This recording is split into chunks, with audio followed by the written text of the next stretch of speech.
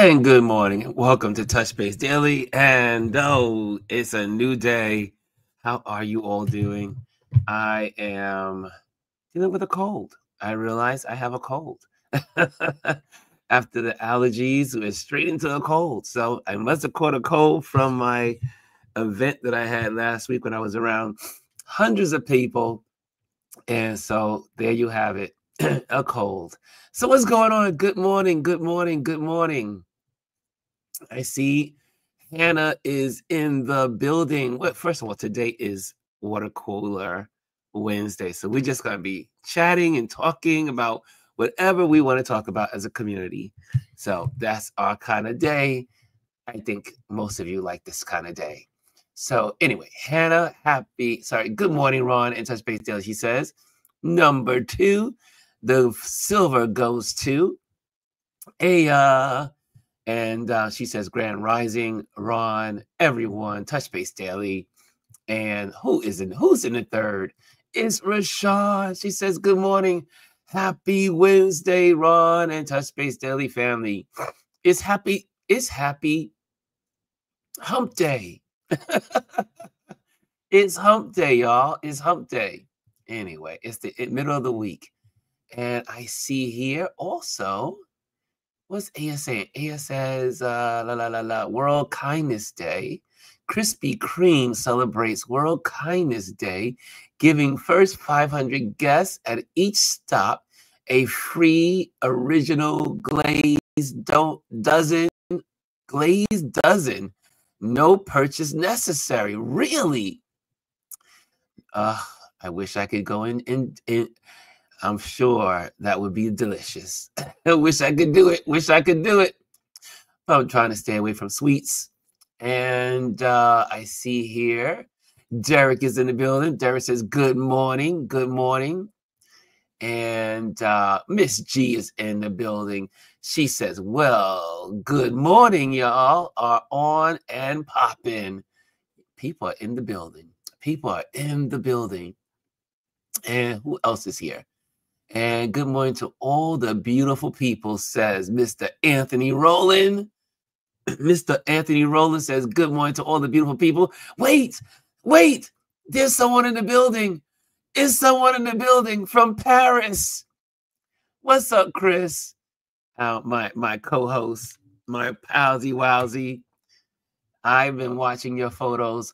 You guys are just having a great time, a grand old time in wonderful Paris.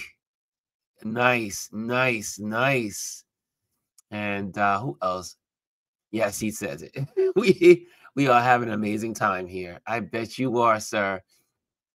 And Elise is in the building. Good morning. I'm going to have Elise and Gwendolyn on in a moment. Oh my goodness. Yes, I've been debating, should I talk about a subject? But we might have to, because it's a water cooler day. And I see all the good mornings. Bonjour, Monsieur Edwards. I see a little French going on in here. And it's after 4 p.m. here. Oh, right. And look who else is in the building. Miss Amparo. Amparo is in the building. Good morning, Amparo. How are you? So good to see everybody. So it is our Water Cooler Wednesday. Did not have a guest for today. Maybe we'll have one for next week. I think we might. And we're getting closer to the end of the season. We're getting close to the end. It's almost holiday season starting. Thanksgiving starts off. Yeah. Yes, indeed. And so forgive if you guys got the big screen TVs, you're probably like, Ron's eyes are watering. What's going on? He's crying. Like I said, it's been established. I have a cold. And so anyway, I'm sure I'll get over it quickly.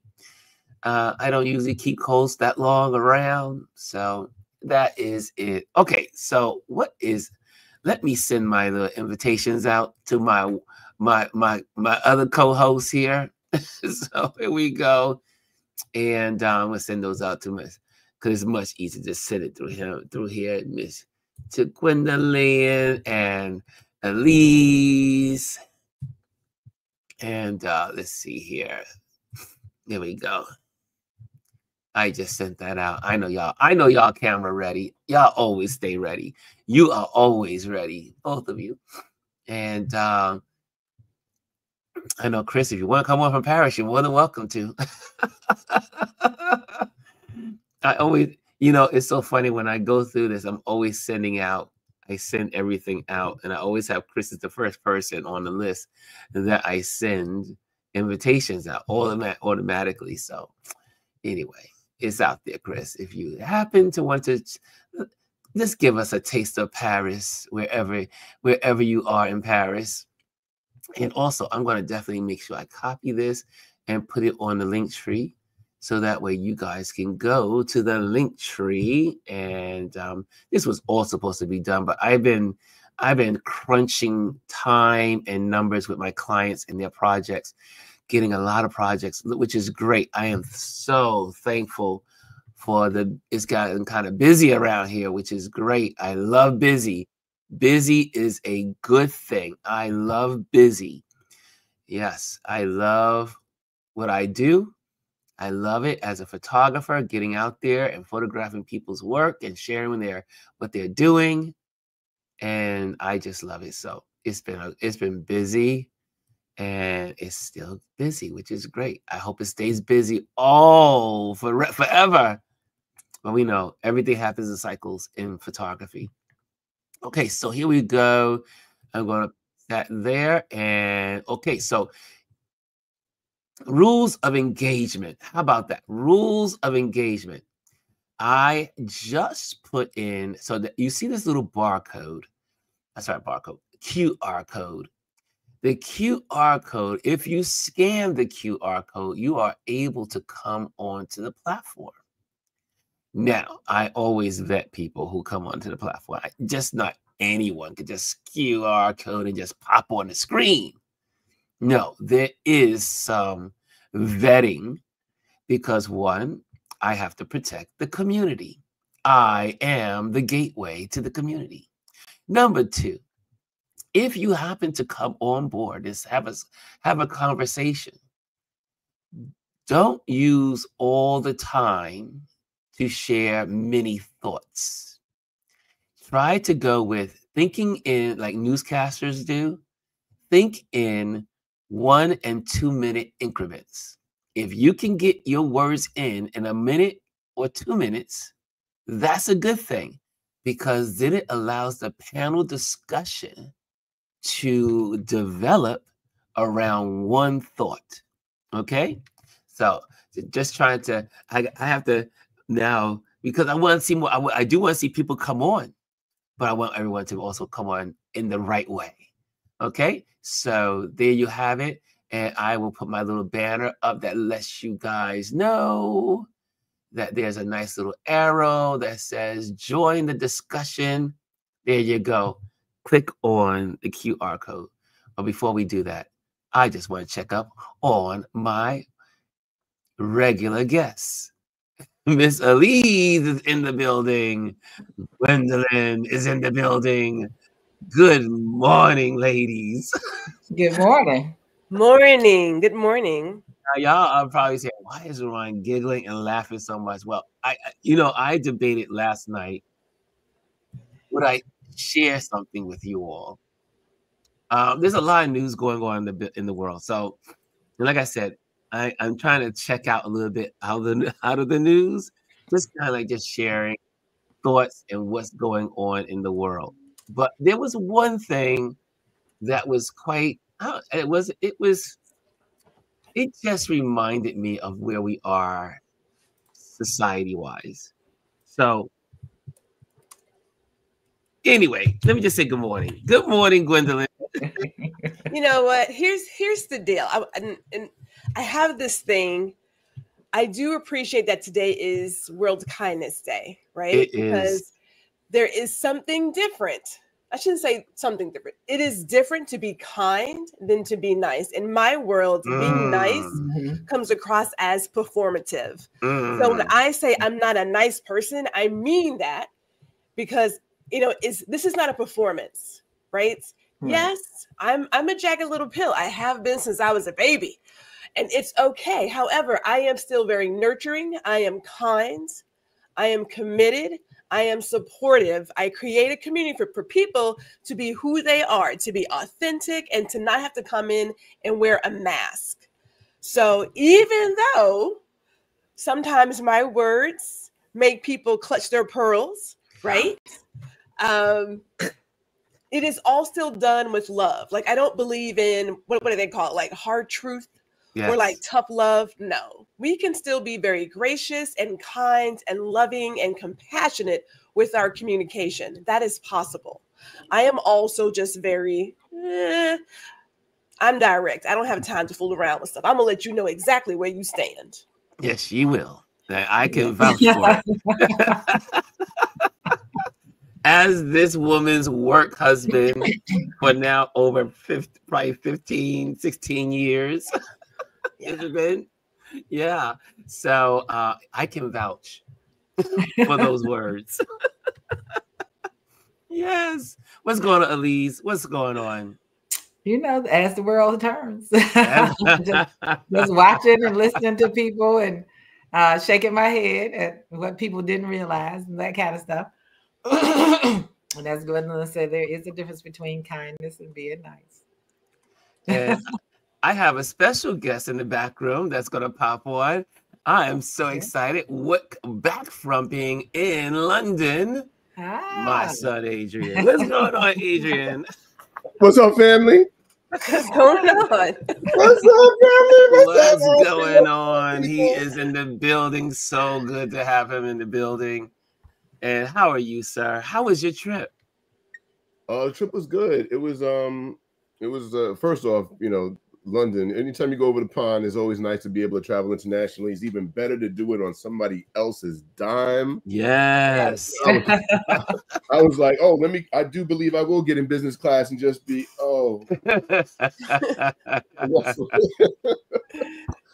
I was like, he's in London. Nice. The weather was pretty decent. Like for London, it was, 50 degrees, 60 degrees, and cloudy as it would be, but it was good. And I was there. My purpose in that trip was to, so we have global ERGs, employee resource groups, whether it's for like the LGBTQIA plus community, the culture, race, and ethnicity, disabilities, women at work, and others.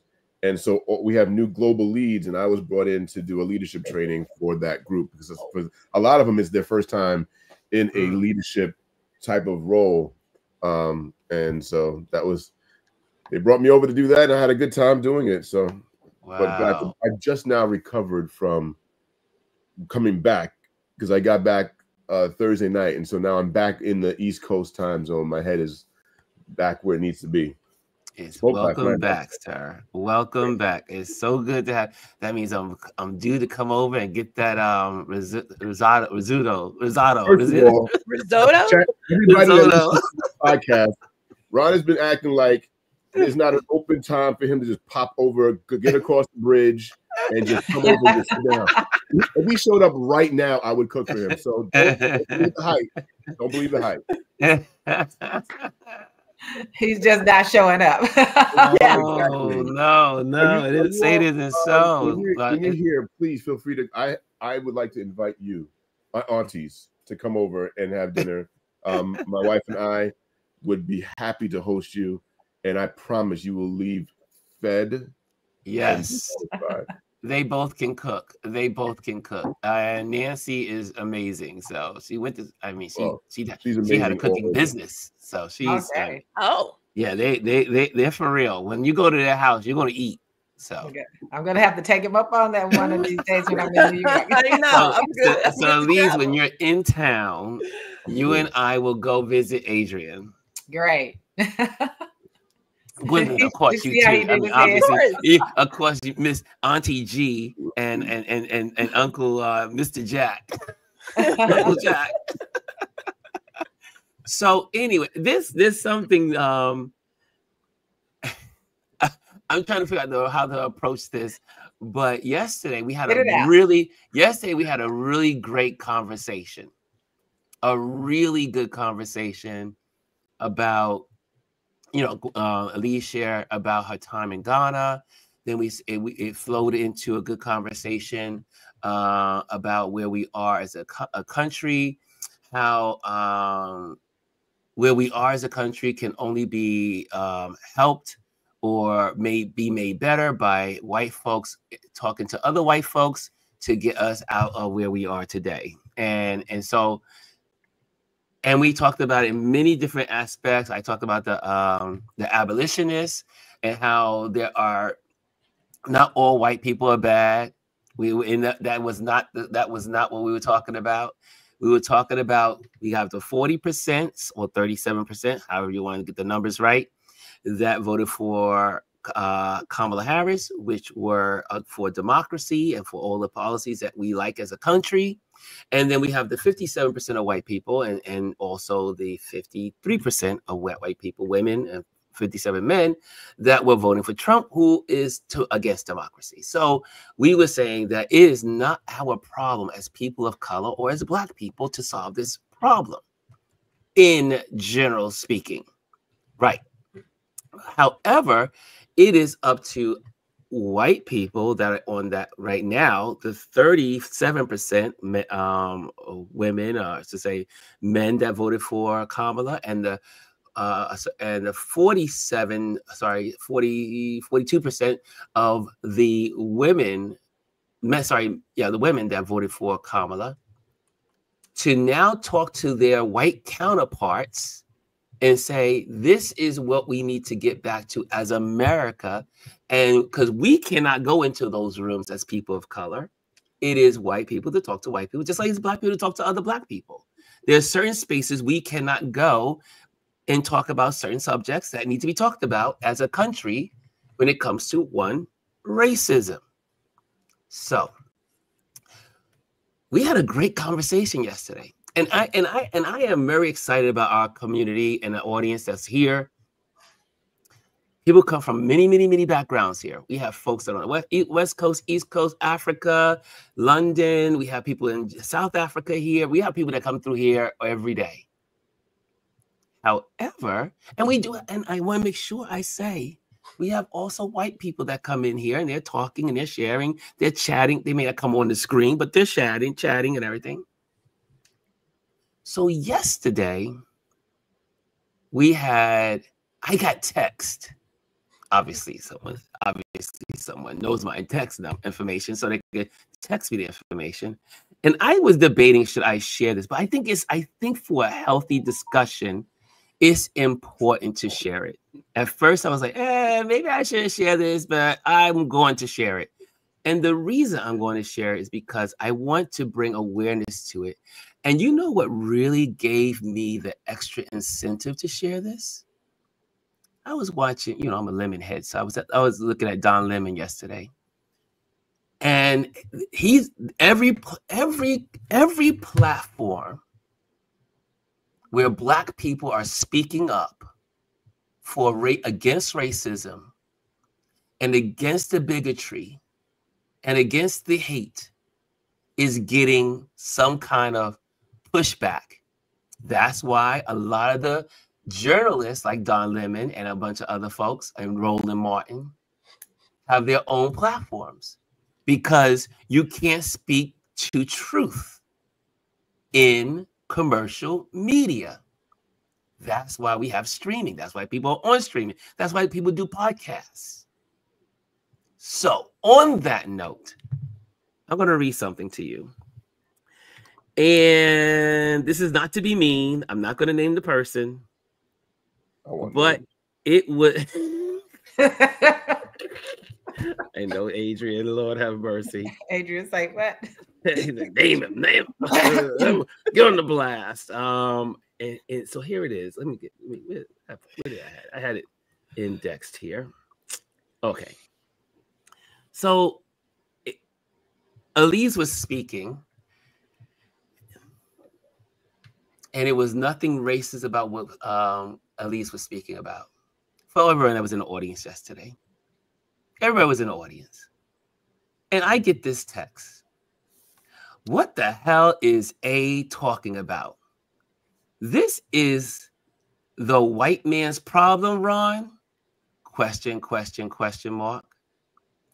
It's all our damn problem. Quote, quote. Sorry, exclamation point, exclamation point. So sick of you all bashing white people. Last I checked, we all are the same inside despite our skin color. Now, I don't know where the ... and then it says many Hispanics voted for Trump. Then it goes a little more deeper. This is the part that got me because I thought about LeBron immediately. Get back to photography where you started this lie. The racist rants has to stop with you. Maybe put a disclaimer on your banner for blacks only.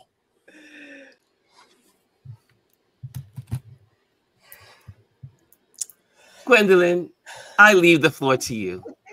Okay, So I will be honest in saying that I don't know how many times I had to clutch my imaginary pearls because I thought the sheer audacity and unlike you, I don't mind saying who people are. Now this is your platform, so I will respect that.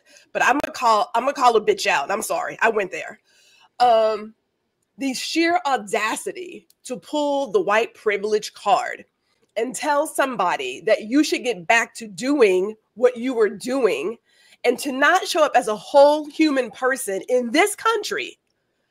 In this country, you don't have the right to talk about whatever it is you want to talk about in the way that you see fit. As I told you yesterday, people need to understand, times have changed. I am quick to tell somebody, I am not your Negro. Check that, all right? Like, check it. Because the whole deal, you sat at your phone, your tablet, whatever, and you wrote this message as if you have the right to tell some other full human what they can and cannot do, what they can and cannot say, and how it should be managed. That is white privilege to the T. That's all that is. And I was so angry. I was saying that this person probably has a full bag of blue bracelets because it's performative. That you come in and you say, well, I have black friends.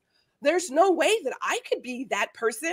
I said it yesterday. If the shoe fits, wear it and wear it proudly. All we're saying is things will not change until we become aware of what the issue is in this country. It was built on racism, on the backs of immigrants and stolen bodies. Recognize that on stolen land. Recognize that and stop pretending. Now, I'm keeping it fairly PG, Ron. I'm actually very proud of myself. I'm very proud of myself. Because I almost got on a plane to check somebody.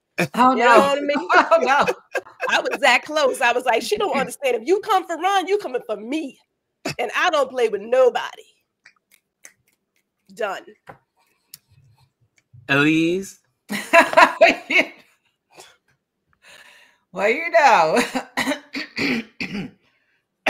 as Gwendolyn said, so let's be clear. This is not the first time this individual has said something that implicated race in it, which is the reason they were gone for a long time and finally returned. And to have the audacity to tell someone what to do in their own place. It's just like everybody else. You don't have to follow. You don't have to come in the room.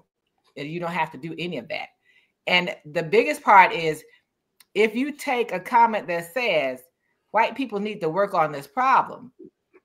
Never said white men. I said white people. Yes. Need to work on this problem. Have a conversation about what this country has been about forever as being racist. I think we need to look at ourselves. They need to look at themselves in the mirror and say, why did that feel like that to you? Because it starts with you. How you feel is about you. And I don't respond to white people's tears. I don't care about white women's tears. And then to, first of all, come in the comments and make the comments that you made. And then at the same time, basically tell you to shut up and dribble. And, you know, basically it says stay in your place. Yeah. That's what it says, stay in your place. And who are they to tell you the place? And so I'm going to continue to say we need to put things where they need to be. Yes. There are things that we need to work on as a community, but the biggest piece of racism, first they have to admit that it exists. And they have to have that conversation. You know, that's why Jane Elliott does the work that she does. I guess she would definitely say Jane Elliott was racist. I don't know what she would say, but definitely those are the people. And I like Gwendolyn, I honor that you don't want names called, but and no, rest assured that since I'm that I have not received any DMs talking to me about this. Like the last time, I want you all to remember the last time it was based on a comment she was uncomfortable with that I made. So she came and said, and she had this apologetic DM and said, I really didn't mean it that way. I said, but that's how it came out.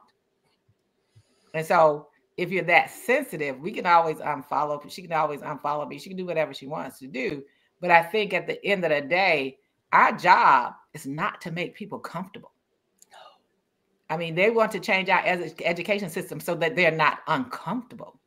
That's not our job. Our job is to speak the truth. And there's nothing that we say on here that's not truth and based in fact. That's right. It's just not. Because also the conversation was very clear, balanced. We shared information on both sides. I shared about Abraham Lincoln, how he was confronted with Frederick Douglass. We talked about the abolitionists. We talked about there were kind and good white people, yes, on both sides. And I should say on one side, not both sides, one side. And then we know that in this election, not all white people are for Trump. And we know that. We know that. But we also know that to solve the problem of racism in America, and what pisses me off, and I get pissed off, but I don't really talk about it. Adrian will tell you, I'm very diplomatic. Yes, you are. I'm very diplomatic. Too much. Say that again, Adrian. You're too diplomatic.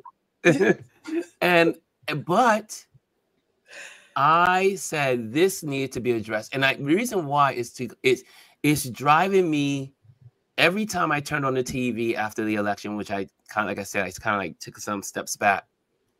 Everyone's talking about Kamala did this or Kamala didn't do this. The Democrats did this and the Democrats didn't do this and all this. And no one is talking about the problem. The red siren that's like flying, just spinning around. Racism in America. She's a woman, and she's a woman of color, and white people that came out on Trump's side came out and was called. Then you go onto Joy Reid's show, you go onto Roland, and you can say the name is he had a super engagement.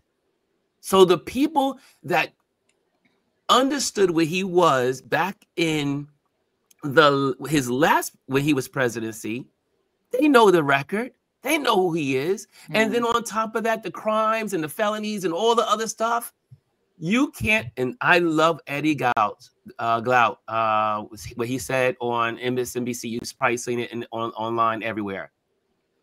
This is who we are as America.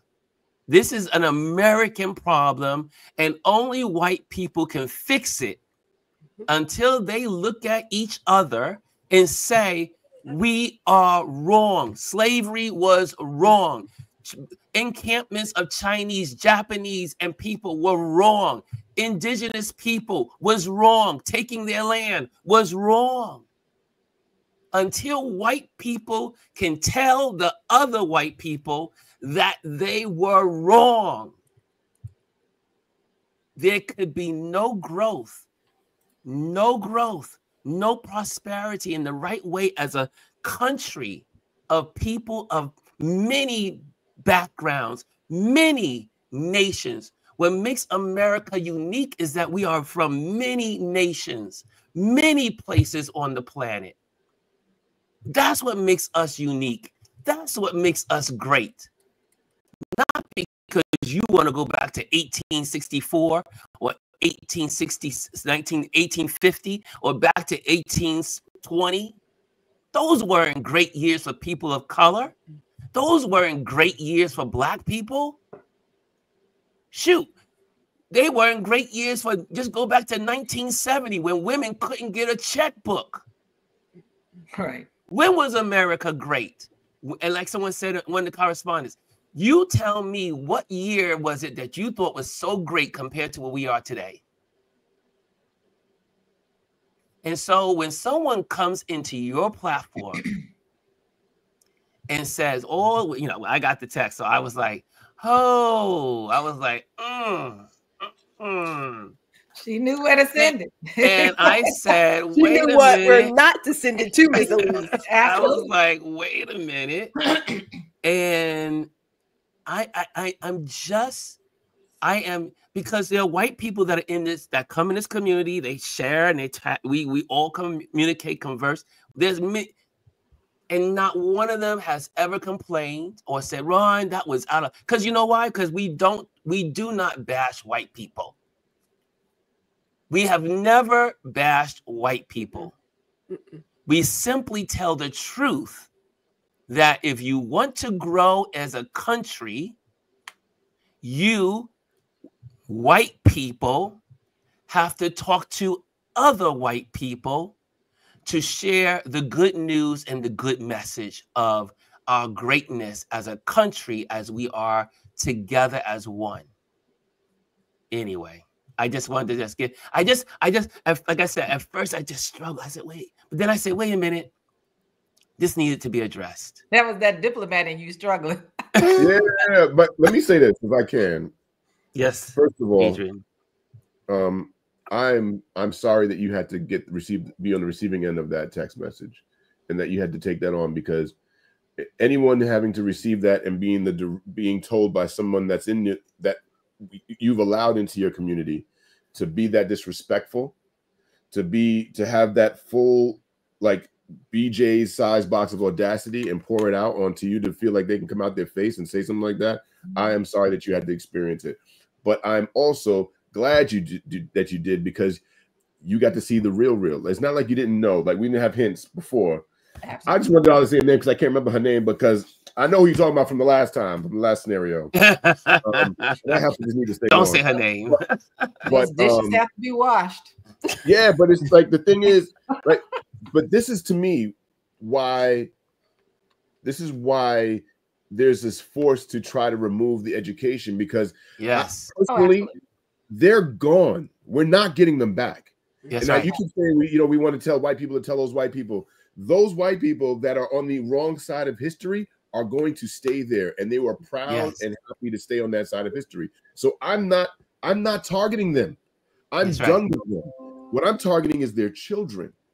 It's the next generation. Those are the ones that we need to be able to educate and say, right, this way of going is wrong, and try to evolve them into a better way of thinking. But if we remove the education that shows all the atrocities and all the wrong things that we've done, and they don't have that exposure, they don't have proximity to that knowledge, then they won't know why it's a problem, and they will continue to be fed by the ignorance of their parents, and they will perpetuate this over and over and over again. We need to get them, and they know that, which is why they're trying to remove that history and whitewash it and cleanse it so that it doesn't have the same dirtiness of the truth behind it. That's what we have to find a way to get that next generation too, because we have a whole crop of folks that are going to be voting again in 4 years, and we've already lost a bunch of young people. I've seen interviews from Hispanics, because let's be clear, they're the ones that disappointed us. Like, black people, there's a whole thing about black men didn't vote. The people that voted within the same margin that we did the last election cycle. Exactly. 80% men, 92% women. The problem is right that too many of us sat on our couches. That's right. Yeah, Hundreds of thousands of black people did not vote home versus the last one. And that is why we've lost. So we have to make sure that we are honest with ourselves and honest with the narratives that we're creating around us. We're not the problem. And for sure, black women are the problem. Y'all have been Y'all need 4 years of rest. Y'all need 4 years of Black women should say, I'm taking a vacation. And you deserve it. Black women have done enough. They've been doing overtime. But we've got to figure out what our true narrative is, figure out who we're really targeting, and then really target them in a succinct way so that they can be a part of the new regime and the new solution. Because we can't keep going like this. As far as her, she doesn't deserve any more airtime on your. Oh yeah, no, I mean, I just wanted to get that out. But and it's interesting. I'm looking at the chat. How many people did see the exchange that was going on in the chat yesterday? They saw it now. So I just had to address it, and I'm glad that I addressed it because again, the thing is that and this when I go to certain people's communities and I'll pop on community, you see something, you say, oh, let me just check it out, and if I don't like what's going on there, I don't go back. My thing is, if you don't like something, you don't have to engage and try to. But you're operating on a level of a troll. But when you do stuff like that, they're operating like Gwendolyn said. Yes, and it's performative. It's performative. Yes. That's all that is. It's like I'm gonna make them feel like I'm with them, but as soon as something is said that I don't like, I'm gonna comfort and tell them they shouldn't say that because I think I can control that. You have zero control. But it's about being performative. That's why I stayed away a long time, then came back and then tell you how to change what you do. So they do that stuff. But I wanted to say something about what Adrian just said about information and what they're doing with that piece. And what I mentioned, Adrian, yesterday was what's happening with the National Archives. They have an exhibit coming out next year, and the lead woman is whitewashing it. She's going to replace Martin Luther King's march with Nixon shaking Elvis's hand. She's going to take out the Japanese term. I know you lying. I am not lying. Elise don't lie. Elise don't lie. You can look it up. It's just a matter of phrasing. I know you lying. Come on, Ron. I know. It's that one that says, I know you lying. but that's what she's actually doing. She said because it's the whole thing again about people not feeling uncomfortable about the truth. The truth about America is uncomfortable. So that's a major erasure. If she actually gets to follow through with that, that's a major erasure coming from one of the places that you go to get information. It's the National Archives, and you want them to be truthful. But you're going to take out that. You're going to replace him with Nixon and Elvis. You're going to take out information on the Japanese internment camps. You're going to take out things about indigenous people and what happened to them. Those are the things that she wants to remove from that. And the exhibit is due to come out next year. Yeah, but see, this is the point, like Adrian was saying, is that they don't want their next generation to know the truth. Absolutely. So that's why you have to erase it. You have to now you can't have the books. You can't have any literature. You can't have, and you heard what you heard yesterday. Reparations. Yes. For white people. Nobody. So can I I mean, DEI. If your school does DEI, we're gonna now pay the people that felt hurt money for their hurtness. I want to say two things. I'm gonna say two things. I'm gonna try to put it together. Why we having community conversation. This is what we do here. In my opinion, in my experience, when people come in, when people who don't look like me come in and ask why something doesn't include them, such as Black Girl Magic, Black Boy Joy, isn't it all people? Isn't it? It's like, that's white privilege, because it's not focused on you. It ain't about you.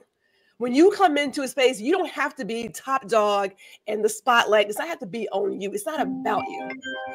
So Ron and I were talking, and he was concerned that, people are feeling emboldened to say things and do things. And I said, but here's the difference.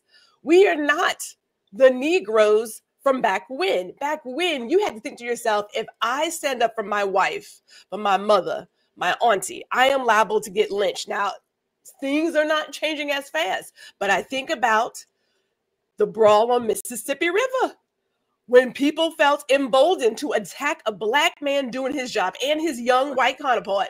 Right. And there were Black people on a boat who said, not on my watch, got up, grabbed folding chairs and said, we finna. hey, we are not the same people that they were back then. Now, you know, like I told you, there was a run on ammunition in 2020. We got people, mad people countrywide who are stocked and ready if it's necessary. I'm not saying it is, but if it was necessary. So myself, my dear friend Aisla, who has come in here from time and again, she and I do this thing called Not Dinner Conversations, where we talk about what people don't want to talk about. We talk about how American society protects pedophiles. They perpetuate rape culture. They talk about women as property. We talk about it because it needs to be discussed. We are not going to move anywhere until we start having the conversations that you probably shouldn't have at the dinner table. We are doing it because it needs to be done. And if more of us had smaller circles of conversations, then you start touching other people. It's got to spread somewhere. It's not coming from mainstream media. So forget them jokers. It's never going to happen. It's not. But we each have platforms. We know people. Yes. Each one teaches one to reach many. That's it. Yeah. And I think one of the things I want to say, this is the last thing on her. And I reminded Rana this yesterday. There was that point in time when she put in the chat, the whole panel is Black. And he said, well, you're welcome to come in if you like, but she never came in. But she put in her comment, oh, your whole panel was Black. I said, these are the people that want to come on. I remember that day. So I was like, okay. But she has been that way all the time. She has examined where her racist tendencies are. And I think that's the important part. People, it's like when Eddie Gals spoke to the woman, and he said, you want to believe that because you don't want to believe the truth. And because that means that you'll have to look in the mirror at yourself. Yeah, he was talking to Stephanie Rule on MSNBC, and that was such a great exchange. I need to find it. It was so good, and because he was like, I refuse to believe that people voted for a felon, a criminal, someone that committed many crimes, someone that's a racist and a bigot for $5 eggs. Hate is very comforting, Ron. Hate and the fear of what you don't understand and what you choose not to understand is extremely comforting. I mean, think about fear. A lot of folks operate on fear. I come from a place of joy. I say yes to what brings me happiness and joy and good times. I'm not operating on fear. There is no, well, what's the worst? It's like, no, what's the best thing that could happen? But we have been trained as a society to operate on fear, the fear of missing out. I'm not missing nothing. There is no fear here. We get out and we go do it. But think about how comforting fear is. Think about that.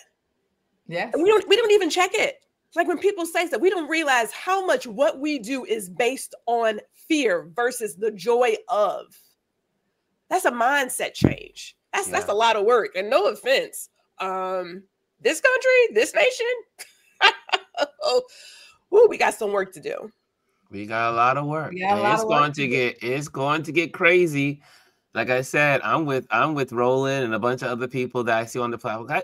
I follow a lot of Black and mainly Black, I would say. I mean, I follow everybody obviously online because I want to get my news. I want balanced news. I want to get the news from all perspectives. It's important that I do that, especially if I'm going to be on here with you guys as a community person and sharing with you all. It's important to know all sides, even the sides I hate, to even take the time to listen to. Yes. But you need to know how others are thinking. And but I am with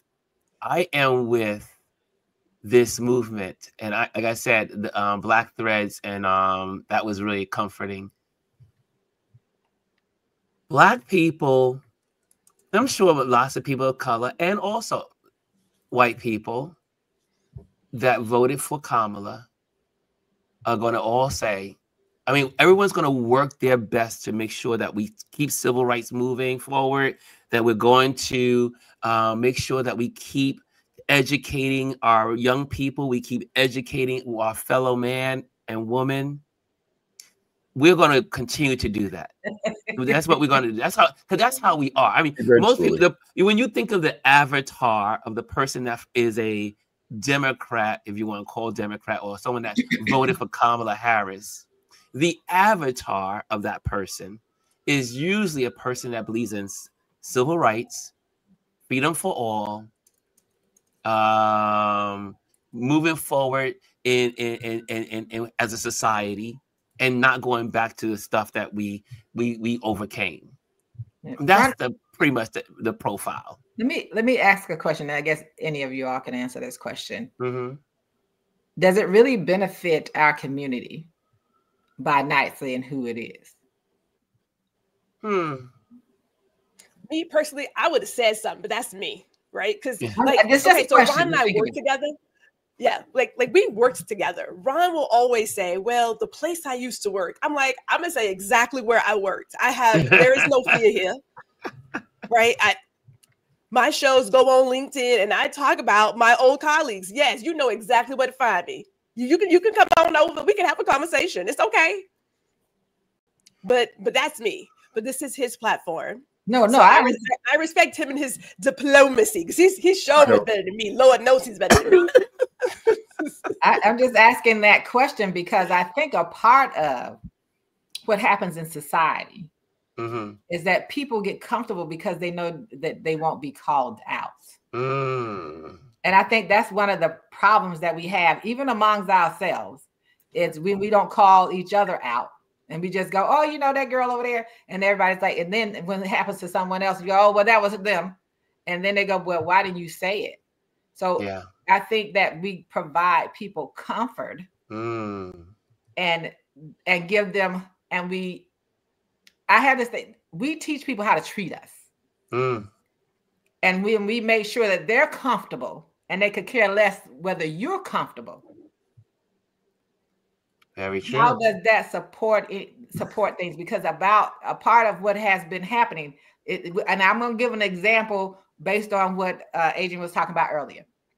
As long as I can cover the history and not tell the history, I can keep people ignorant, and they can be, and that the people who don't want it to be told and heard are comfortable because they know I'll never reveal it.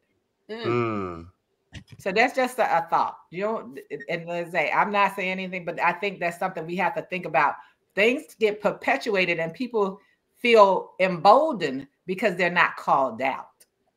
Yeah, and everybody, I mean, can go back yesterday and watch it. They could definitely go back and watch and see that it was Tish. So Tish was in the room, but and because it's not the first time, I'm definitely, it was. And there's something here, Lisa, our wonderful Lisa in the building. Lisa called it out the last time, and she was like, Ron, that's not. She said her true colors are coming out. This is her true colors. This is who she is, and and everyone. I mean, good. We're in the community, and it definitely was Tish that did that, and but it was, Trish. I'm gonna get it right. Trish, not Tish. Trish. Lisa been on fire in the chat. She ain't playing no games. Lisa Lisa said something, and why we have this community is for honesty. And I learn from you guys, and we all learn from each other. That's why you have a community. You learn from each other. And I can definitely say this is a teachable moment. We always say teachable moments where you learn. And so this is something that Lisa says, and she, because she pulled it here. She says, and lady, if you are here on a burner or watching this on replay, you own Ron and Elise, and you owe Ron and Elise apology. The whole chat really put those two minimally.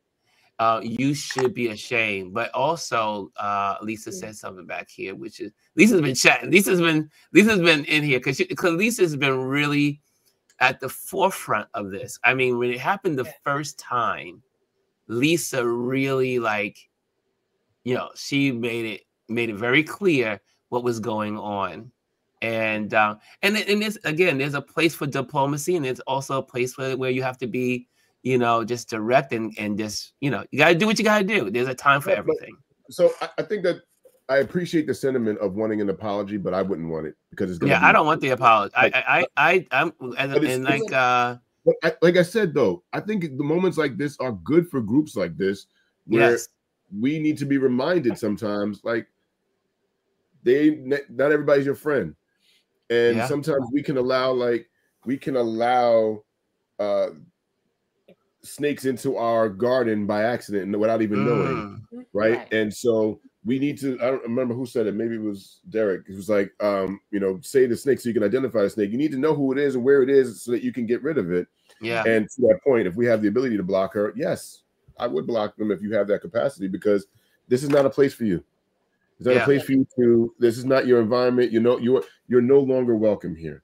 Diplomacy for you has ended. This is a place for people who want, it doesn't have to be people that look like us. No, there's people that at least have not even think like us, but have the ability to have conversations, to learn and to grow and to evolve and to you know, just to be able to be in a space where we can be ourselves and not feel like we need to censor ourselves for you. Not on this platform. I wish you would. Man, get out of here. Right. And I think the first time, I think, if I remember correctly, Lisa and I had a chat in the DMs about that to her, and that when she said something before, specifically about something I said, and she tried to come back and send that. I didn't want what she said either, because it wasn't really an apology. She sent something, well, that's not what I meant to say, but that's what you said. Yeah. So I just didn't even respond. Like, I was like, okay, whatever. And she definitely doesn't come into my lives anymore, but she does come into lives that are other black people's lives. And so you get offended in there. What are you going to do?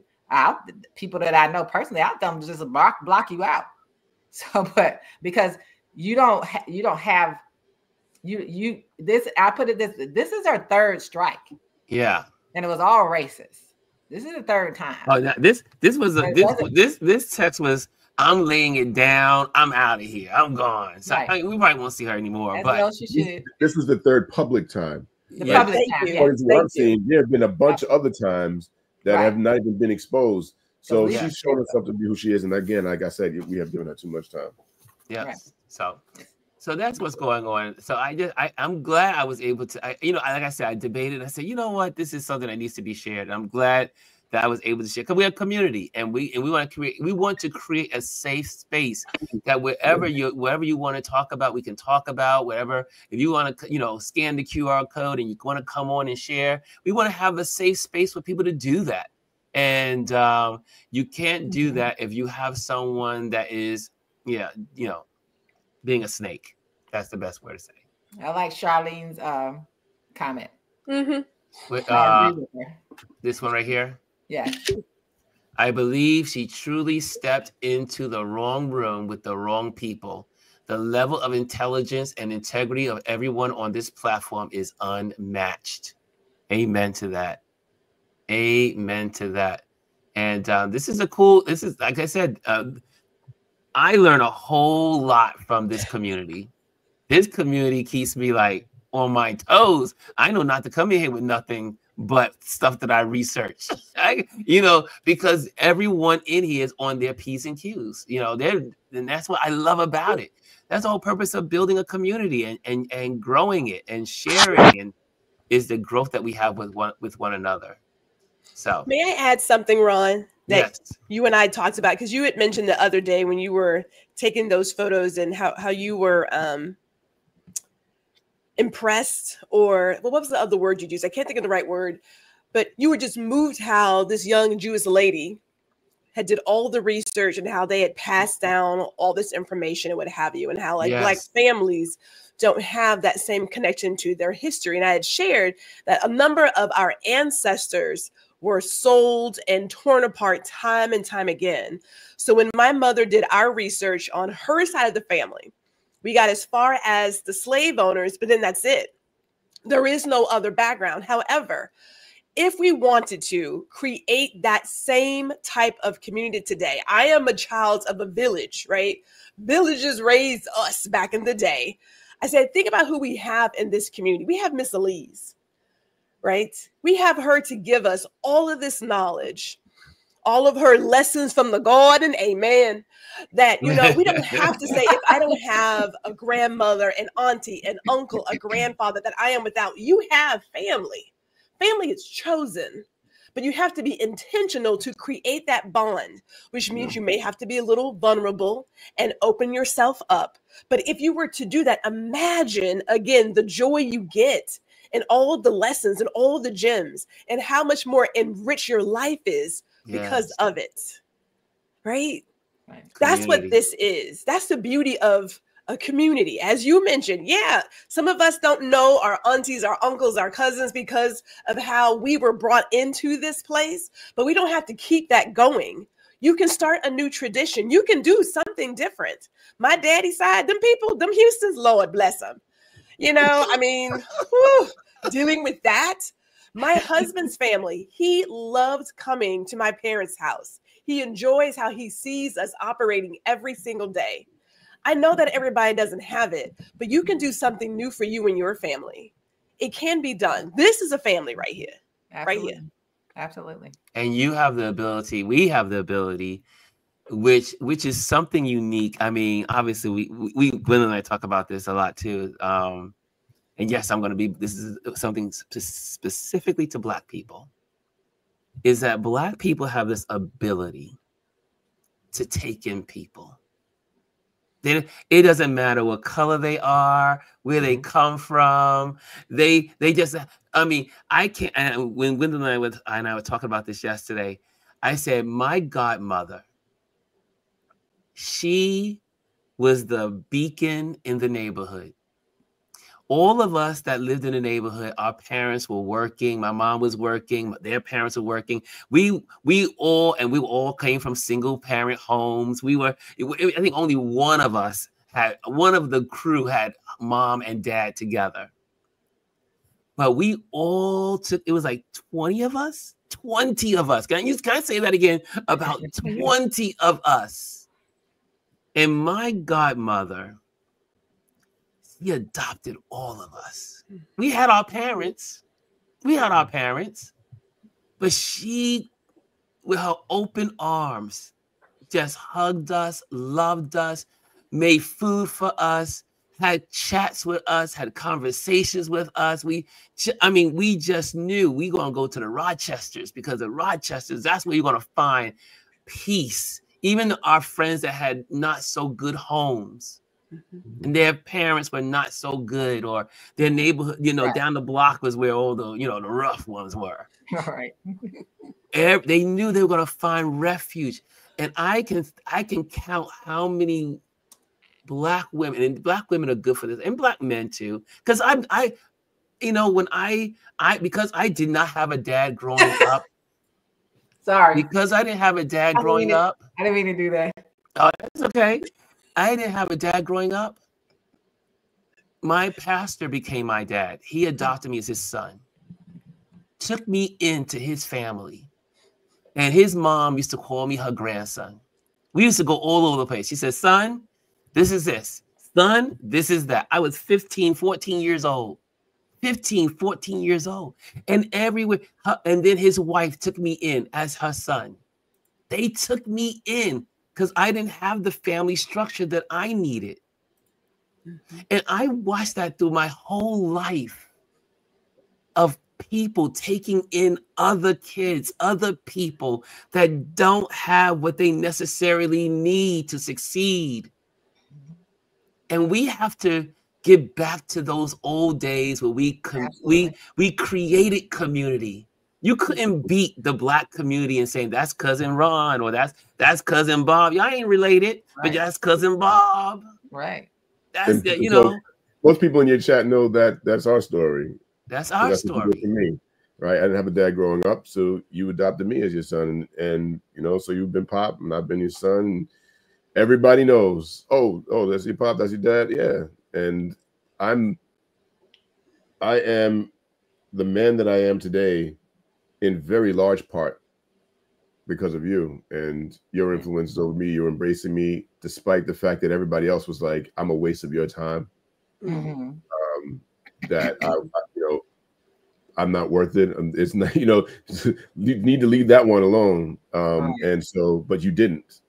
And because of that, here we are, you know, and here I am. And that's what we try to do. Like you've seen Nancy and I with my sons, where our house is the house. So they all of my son's friends, they call me Pop. And even though Donovan is in Japan, his friends still come over and they'll sit here in my living room with my wife and I for hours and just sit and talk, and we'll feed them and we'll laugh.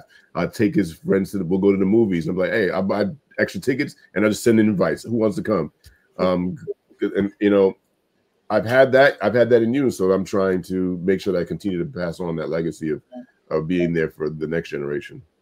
Yeah, and that's the same thing for me. My two younger children's friends call me Mama Stalwart. Yes. Say, you know, we know they do that with you. Mom, can you come down here and see my you know, attend my exhibit?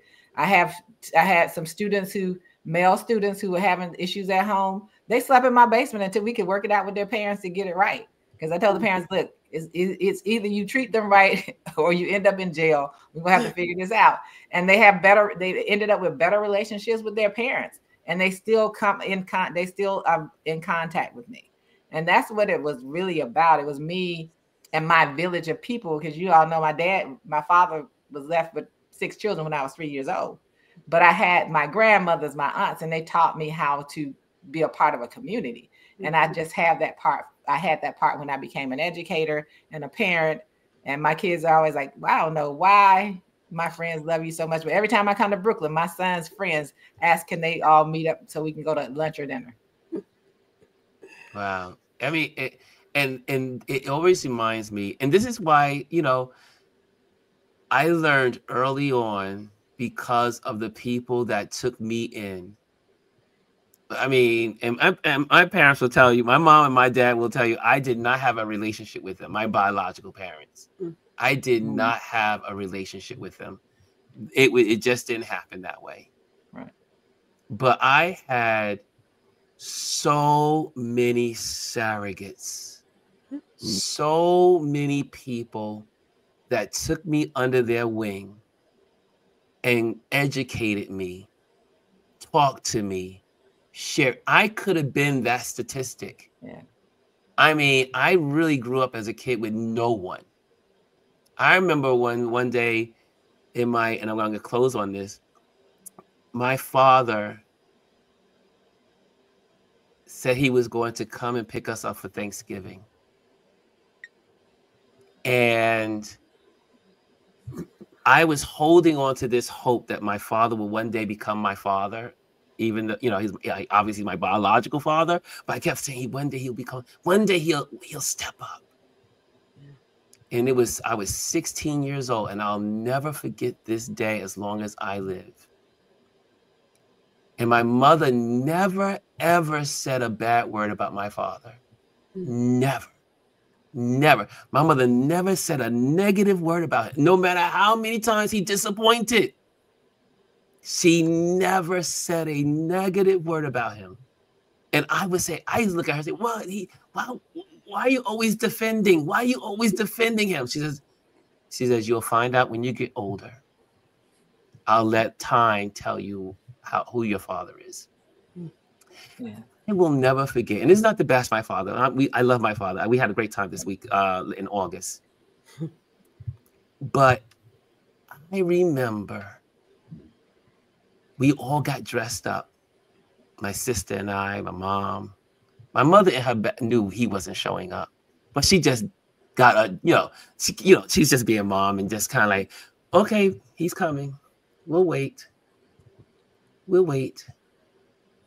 We'll wait. He never showed up.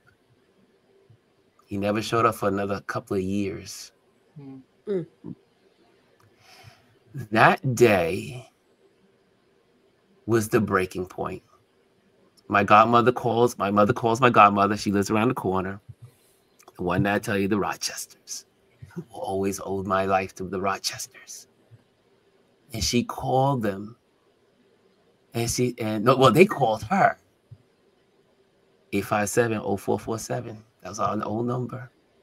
And she called, how's the kids? How's everything going? Well, their father didn't show up. We're here. She says, oh, come on over. Bring the kids. Come on over. Bring the kids. That's how she used to talk. Bring the kids over. So we had our clothes on, so we were all ready to go. So we walk around, go up the block and around the corner. And we are in, my godmother, when she put on you remember the movie Soul Food? That was my godmother's home every Sunday. But Thanksgiving, it was even more magnified. It was like every food you could imagine was on that table. There was a huge table she had. It was huge. And my little 16-year-old self was like, oh my God. And then I'm hanging out with my godbrothers and god sister, and we're hanging out. We got some of the kids from the neighborhood are there too. And we're all there hanging out. And out of nowhere, I'm at the dining table, and I burst out in tears. And I wasn't a kid that cried. They used to call me Mr. Spock because I had no emotions and no feelings. They used to call me Mr. Spock back in the day. And I cried so hard that day. My lungs were inflamed. I cried so hard that day. Never cried like that again. But I cried so hard that day. One is I was so disappointed. So disappointed. And I wasn't even angry. I can't even tell you I was angry with my father. I was disappointed. But that moment, that little check in life, where the things, the pinnacles in your life, things that are like niched in your life, this is going to change you forever. And I said, I will never treat anyone like this ever. I will never disappoint ever. I will never say something to someone and not be there for them. And it changed my life forever. It made me a father to Adrian. Right. I could not have been the father I was to Adrian. He always said, what's going on, Pop? What's going on, Pop? And the things we did together as he was growing up, teaching him how to tie a tie, teaching him how to do a bow tie, teaching him how to fly a kite, taking him hiking, going in the car, taking drives, driving from Boston to New York. He said, you gonna let me drive it? You gonna let me drive by myself? I was like, yeah, you got it. One eye open, I'm in the car, I'm in the corner, one eye open, like, okay, we're gonna get from Boston alive. Oh get us there. Got pulled over, it was all right. Just a little fast. But I say that it was something that was, but also it was the village. Mm-hmm. It was the village. It was my godbrother, three of them, the two of them, which was closer to my age. One was my peer and the other one was younger. And my god sister, they held me. They consoled me. They loved on me and loved me. They got me back into play to come back to the dining table to eat. But it took a long time. Yes. And I say that we have the ability in all of our lives to create community. Your family, people get hung up, oh, that's not my blood brother, that's not my blood sister, I ain't blood. And now we've all learned over the years in our communities and where we are grown and how we've grown up, community and family are created. Absolutely. Family is created. Community is created. And so as we head out into the world today and the rest of the week, let's remember, if you don't have family, create it. Create it, yes. Create it. Because God knows if you desire family and you don't have the family, your heart is able to love. Yes. If you are craving family, that means you have the ability to love and give love and share love. So don't ever look down on yourself and say, I don't have a family. And you feel like, I don't have a family. But if you don't have your blood family or a community you can get to grow and become a part of, create one. Yeah. Create one. That's what we've done here. Look at all the people. I mean, there's 27 people in here. It was up to 38 people in this room today. We've created community. Right. Who would have ever thought? But here we are.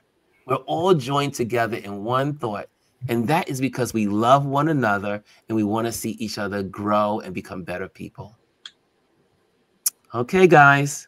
Absolutely. So this was wonderful. Thank you, son, for popping on.